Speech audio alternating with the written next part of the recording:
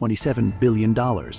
That's how much one-man Darkos Sarak made while turning Europe into his personal playground. A mob boss, richer than Elon Musk. From private jets to gold-plated yachts, he lived louder than any Hollywood star. But he wasn't alone. Around the world, criminal masterminds built empires hidden in plain sight. Today we reveal the 10 richest crime lords in history and the insane fortunes they left behind. Number 10 is Al Capone, the boss who turned prohibition into a billion-dollar empire. When the rest of America cried dry over the loss of legal liquor, one man saw rivers of cash where others saw prohibition. Alphonse Gabriel Capone, better known as Al Capone, didn't just survive the 1920s. He owned it. At the peak of his power, Capone wasn't just a gangster. He was a king. A ruthless visionary who transformed speakeasies into cash printing factories and made Chicago his personal chessboard. By turning booze bans into billion-dollar opportunities, he built a criminal empire estimated at over $1.3 billion today. Capone's bootlegging empire funneled smuggled liquor from Canada, flowing through a staggering 10,000 illegal bars hidden throughout Chicago. His network pulled in an eye-watering $100 million a year, adjusted to nearly $1.4 billion today. While the rest of the country buckled under the Great Depression, Capone lounged in a Miami Beach mansion outfitted like a luxury fortress, 7 bedrooms, a private beach, proof walls, and secret escape tunnels. Back in Chicago, he ran operations from his Lexington hotel suite, fortified with bulletproof glass and roamed by armed guards. But it wasn't just homes. Capone's style was legendary. He rolled through the streets in custom Cadillacs with armor plating, hidden gun compartments, and bulletproof glass. His favorite, a 1928 Cadillac V8 town sedan, painted to mimic a police cruiser. His yacht, the Acania, was a floating palace for offshore parties, later restored for $10 million. And offshore, he even operated the SS Monte Carlo, a literal casino boat anchored in legal gray waters. He didn't just dress like a boss, he dressed like royalty. His wardrobe was stacked with custom suits costing more than half the average American's yearly income. He wore silk ties from Italy, diamond-studded accessories, and always looked the part of a man untouchable. Yet, beneath the violence and control, Capone manipulated public opinion like a master. He opened soup kitchens during the Depression, feeding thousands daily, painting himself as the people's outlaw. The line between villain and hero? Capone blurred it effortlessly. Comment Al Capone if you like him. If you think crime is a street thing, wait until you see El Chapo's underground city. Number 9 is the billion-dollar underground empire and the tunnels of death. Joaquin El Chapo. Guzman is only 5 tall, but his power is feared throughout Mexico. As the kingpin of Sinaloa, El Chapo built a more than $1 billion empire that stretched from South America to the United States. Operating like a giant machine, his system of cross-border tunnels was so sophisticated that it shocked even U.S. officials. They were large enough to fit trucks, lighted and ventilated, and worth millions of dollars each, just to transport goods that were illegal but welcomed by the money. El Chapo's assets were spread across Mexico, a $10 million Acapulco Beach mansion with 4 swimming pools and a private zoo where tigers, lions, and jaguars roamed like something out of a Hollywood movie. In Guadalajara, there were lavish ranches, mansions with bulletproof windows, underground bunkers, and security systems so advanced that even agents were in awe. And at sea, he had El Chapito, a $275 million yacht that is like a floating fortress on the ocean. His car collection is a fascination for any player: armored SUVs, custom sports cars, and expensive classics. Among them, one item stands out: a diamond-plated pistol, not used to intimidate, but to assert his status. His clothes. All custom-made, high-end leather shoes, rare watches on the market. Every detail exudes cold luxury. he spent millions of dollars greasing. Officials, police, even prison guards, investments that helped him escape from maximum security prisons twice, once in a laundry basket and the other through a long, labyrinthine tunnel built in secret. El Chapo's parties. So lavish that guests thought they were in Beverly Hills, not the heart of a dark kingdom. Eventually, in 2016, El Chapo was captured and taken to America. The life sentence plus 30 years ended his reign. But like a ghost that never goes away, the rumor still spreads. Billions of dollars are still hidden somewhere, in undiscovered underground vaults, or in underground banks that only the real kingpins know about. A little woman made Miami shiver, and that was just the beginning of the story. Number 8 is Griselda Blanco, the $2 billion queen who stained Miami with diamonds. She spilled blood, sowed fear, and soaked Miami in so much white powder that even the police didn't dare speak her name. Griselda Blanco, nicknamed the cocaine Godmother, was the unchallenged matriarch of the American drug trade in the 1970s and 1980s. Born in Colombia, she rose to become the uncrowned queen of the American drug trade, helming an empire worth more than $2 billion.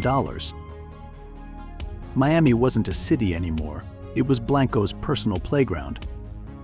More than 300 pounds of cocaine were shipped in by her organization each month, flooding the streets while her fortune grew out of control. Unlike other drug lords who kept a low profile, Griselda displayed her power like a living symbol. Her lavish Miami mansions are decked out with marble floors, crystal chandeliers, gold-plated faucets, and swimming pools shaped like a map of Colombia that an undeniable statement of her heritage. Her jewelry collection is almost unimaginable, multi-million-dollar diamond necklaces, emerald rings the size of pebbles, platinum bracelets with names engraved in diamonds. Her weapon of choice? A diamond-encrusted pistol, which she always carries. Luxury cars line the driveways, Rolls-Royces, Bentleys, armored Cadillacs, each painted in vibrant colors, with personalized number plates. She doesn't drive, she's chauffeured around like a true queen. Griselda's spending is beyond the norm. She once threw her son a $1 million birthday party, inviting artists from around the world. A private island in the Bahamas was bought just for weekends, with a fleet of speedboats at the ready for retreats. Her closets were filled with designer clothes with tags still on, many of them worn only once. She hired a team of shoppers and would close her high-end stores to shop for clothes alone. Blanco's real estate holdings were estimated at $500 million, including mansions in Miami with the most extravagant amenities. But like all bloody empires, her reign eventually collapsed. After decades of chaos, the law finally closed the marble doors on the cocaine Godmother. A name that still makes the world whisper to this day. In New York, the law can be bought, and Fat Tony is a regular customer. Number 7 is Fat Tony Salerno, the $600 million man who bought the law and ruled New York. These are the richest men in the underworld, men who don't just break the law, they buy it. Their bank accounts are filled with hundreds of millions of dollars, while blood flows in the streets for the empires they built. And in New York, no one exemplifies that more than Anthony Fat Tony Salerno, the $600 million man who is the notorious boss of the Genovese crime family. With a cigar in his mouth and a steely demeanor, Fat Tony doesn't need a title. He's the law wherever he goes. Born in East Harlem, Salerno rose to the top with cold blood and iron will. His empire was built on illegal casinos across Manhattan and the Bronx, raking in millions of dollars a month from unwitting gamblers. The loan shark business was no less brutal. Borrowers paid with their wallets and their lives if they missed payments. But it was his vast fortune that made Fat Tony a legend. His main residence in Miami Beach was a dream come true: marble floors, crystal chandeliers, rare paintings, and a private marina for his 90-foot yacht, always ready for a getaway to the Bahamas. In New York, he owned a fortified estate in the north, where he hosted champagne-soaked parties and gourmet Italian cuisine for mafia bosses and corrupt officials. His car collection was a sight to behold, from rare Cadillacs and Ferraris to armored Lincoln Continentals with custom leather seats, hidden compartments for money or weapons. Fat Tony dressed like a king, custom-made Italian suits, solid gold watches and diamond rings on every finger. The cigars had to be Cuban, and the liquor was always the most expensive aged whiskey. Finally, in 1986, the net of justice closed with the infamous commission trial that targeted the entire leadership of the New York Mafia. Fat Tony was convicted and spent the last years of his life in prison, far from the gold and crystal that had once surrounded his life. But even though he was behind bars in 1992, Salerno's name remained a symbol of power, wealth, and fear in the American criminal world. Comment Fat Tony if you like him. Who needs weapons when you can just invest in the right time? Ishi got rich with stocks and secret power. Number 5 is Suzumu Ishi, the $1 billion tycoon who crashed the market with a silk tie. While El Chapo was tunneling his way out of prison like he was playing hide and seek, Suzumu Ishi, the kingpin of Japan's underworld, had no need to run from anyone. He sat quietly in his gilded mansion in central Tokyo, letting the stock market inflate his fortune to $1 billion without firing a shot. As the leader of the Inagawa-kai Yakuza in the 1980s, Ishi was unlike any other tycoon. While others were busy running casinos and underground bars, he looked further afield, into Japan's economic bubble, where real estate and stocks were rising to insane levels. And he invested like a Wall Street wizard in a kimono. He has invested hundreds of millions of dollars in banking stocks, manufacturing companies, entertainment companies, and golf courses where a membership costs as much as a Rolls-Royce. And real estate? Ishi has collected some of the most expensive real estate in Tokyo, where an apartment can cost the average person a lifetime. His main residence is a masterpiece of traditional style, a handcrafted Japanese garden, a ceremonial tea house, and a priceless collection of ancient paintings, all surrounded by a solemn silence but with a weight of power that weighs like a stone. His world does not stop in Japan. Ishi owns properties in Hawaii, California, and a string of private islands in the Pacific, where he entertains businessmen and politicians under the guise of Zen-style tea parties. Transportation? A private jet. Style? And tailored suits from Tokyo and London. Legacy? A collection of limousines and supercars that only international tycoons can match. But what made Ishi a legend was not his wealth, it was his ability to straddle two worlds.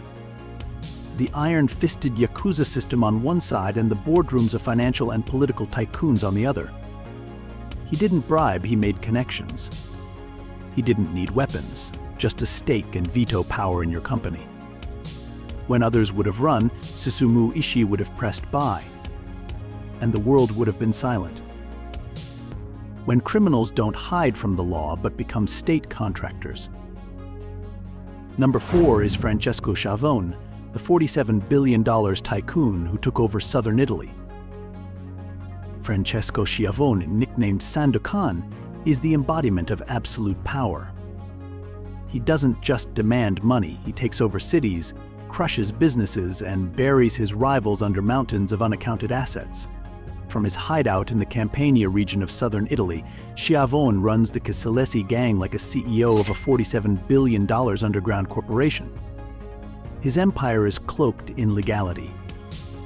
By having construction companies win major contracts across Italy, from highways to shopping malls to high-rise apartment buildings.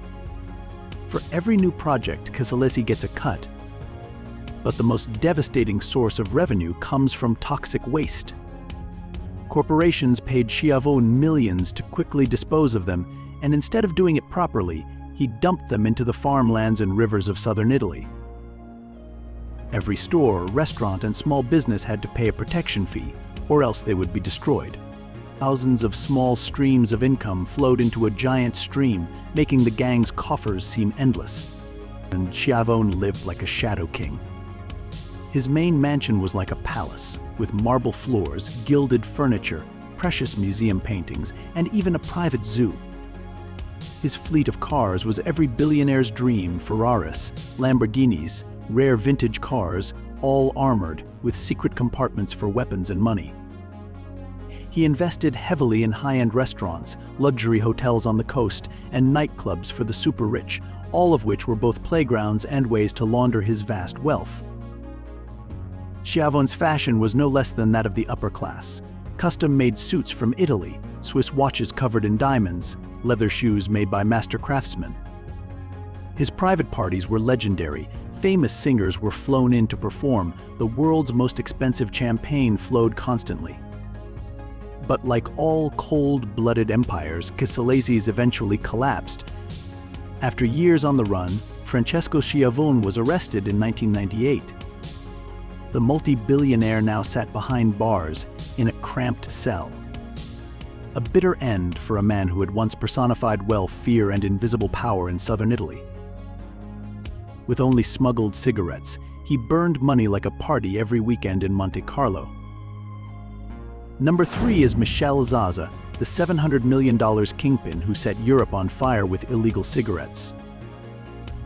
While Fat Tony was flooding New York City with underground profits across the Atlantic, another man was filling suitcases with unaccounted wealth and turning Europe into a stage for criminal power.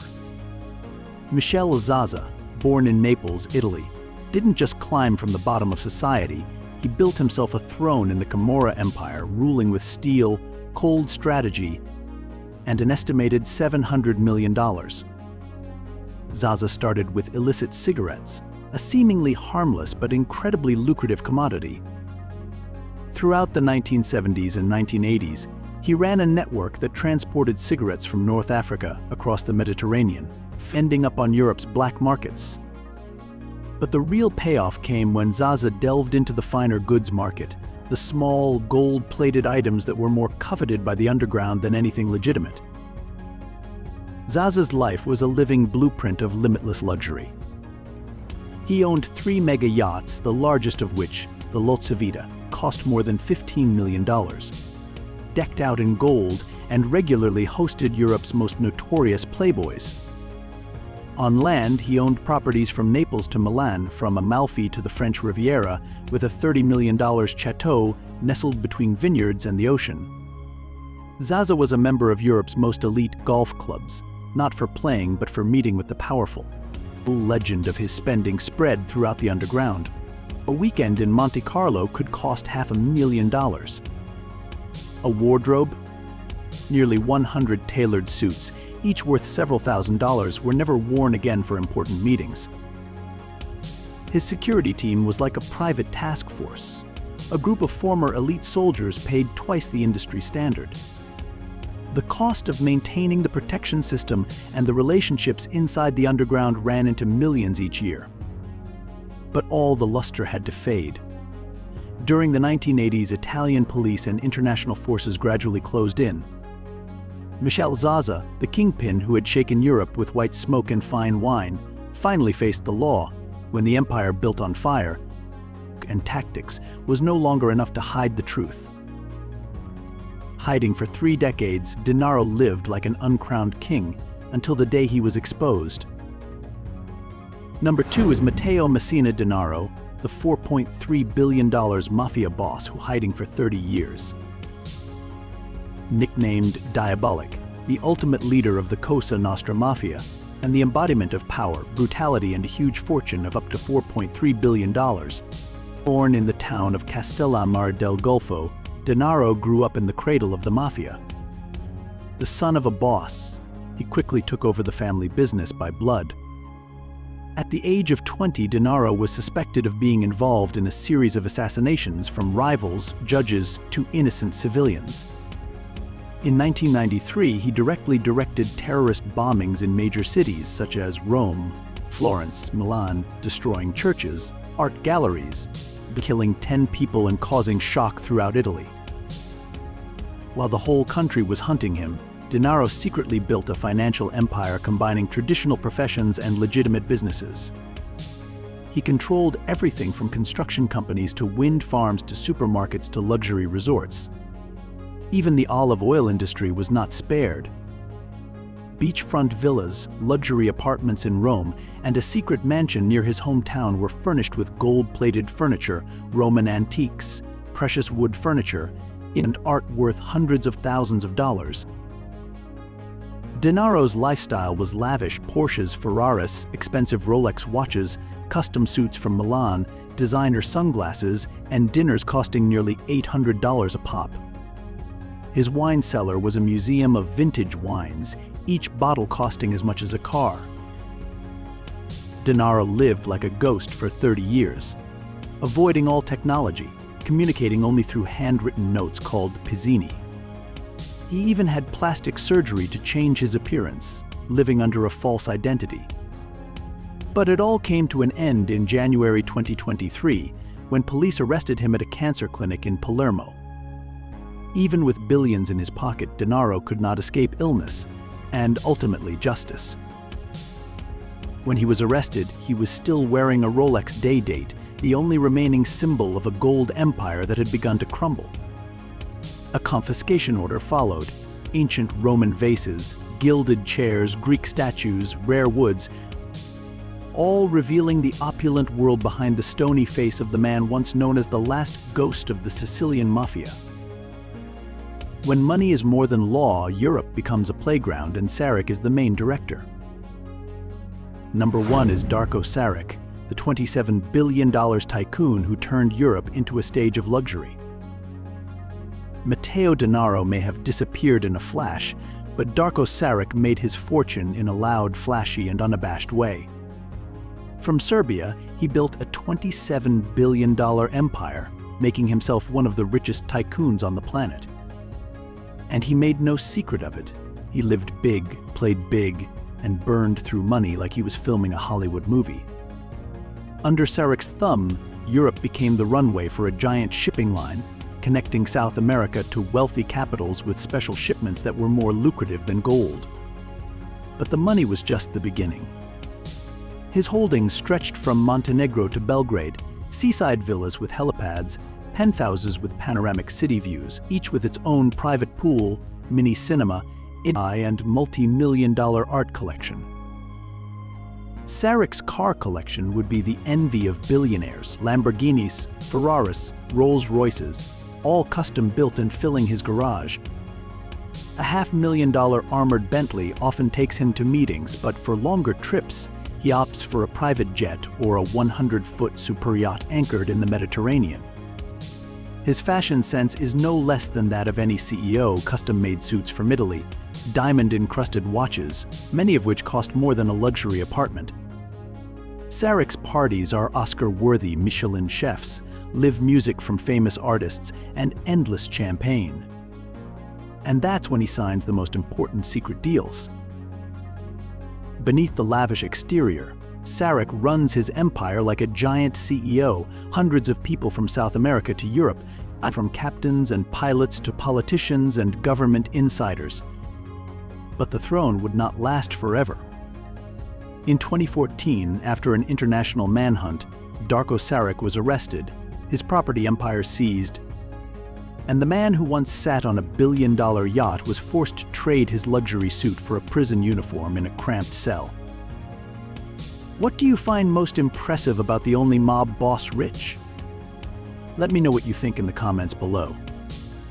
I'd love to hear from you. Like this video, subscribe so you never miss a new story about the world's most fascinating people. Thanks for watching.